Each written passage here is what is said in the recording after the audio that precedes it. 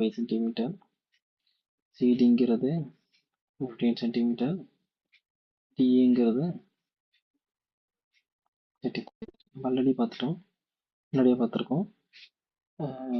இதோட இப்போ வந்து அதாவது மூலை விட்டங்கள் வந்து 90 டிகிரி வந்தால் நம்ம என்ன செய்யணும்னா ஆப்போசிட் சைட்ஸோட ஸ்கொயர் ஈக்குவல். அப்போ AB square plus CD square equal to BC square plus AD square. Direct அந்த வேல்யூ சப்ஸ்டியூட் பண்ணுங்க. AB square 5 square 25, CD square 15 square 225,